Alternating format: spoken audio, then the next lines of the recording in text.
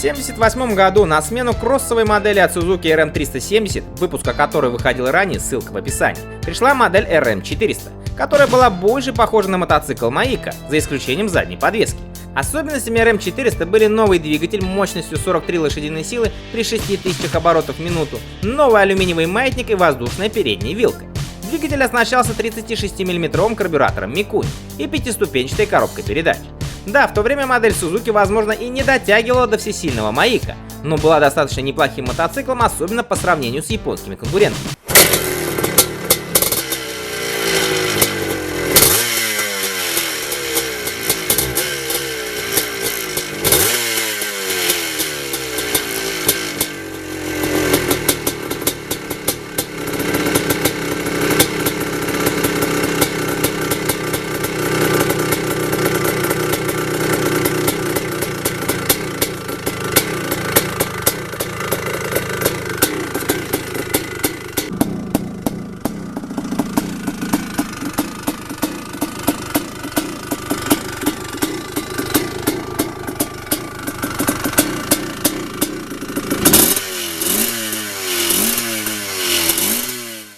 Уже в 1979 году Suzuki обновила свой RM400.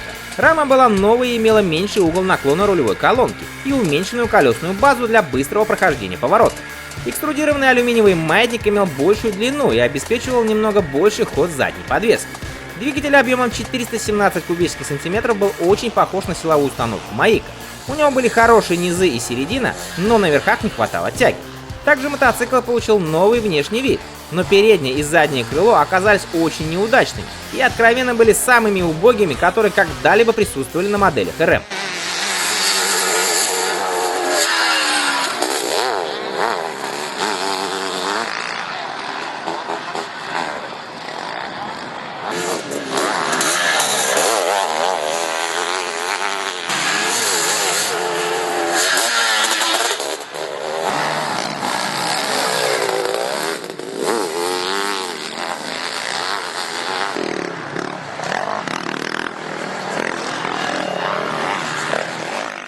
Конечно, в тот год RM400 был далек от самого мощного мотоцикла в классе Open, но двигатель был достаточно с ровным и спокойным диапазоном.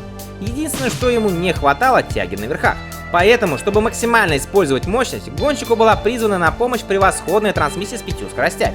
Двигатель RM400 понравился большинству тест-пилотов, даже несмотря на то, что он немного уступал Yamaha YZ400.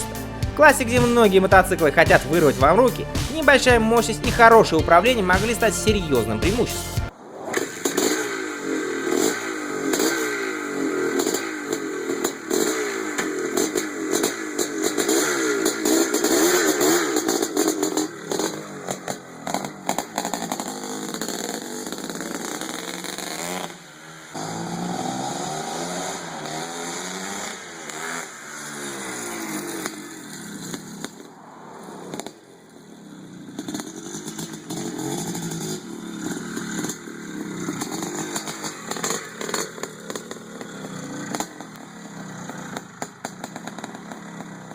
В конце 70-х среди производителей началась борьба за увеличение хода подвески, что не всегда было оправдано.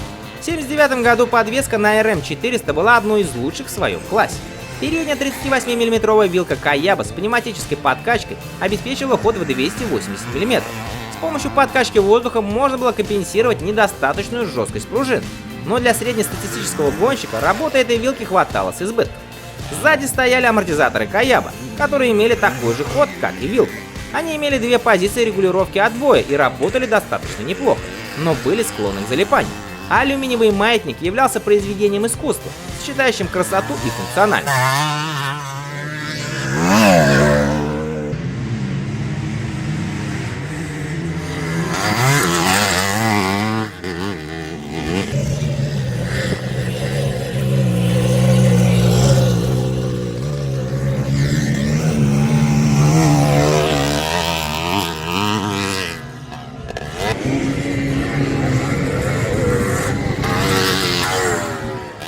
Наряду с отличной подвеской мотоцикл не был легким.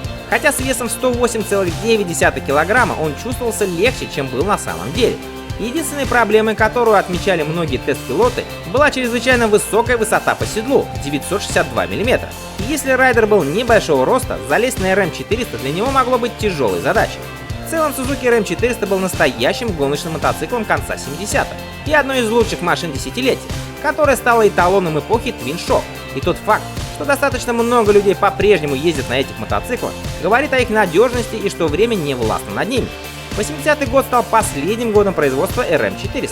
Ему на смену в 81 году Suzuki представила новую модель для открытого класса с увеличенным объемом двигателя RM465, которая в свою очередь выпускалась всего 2 года и была заменена в 83 году на RM500.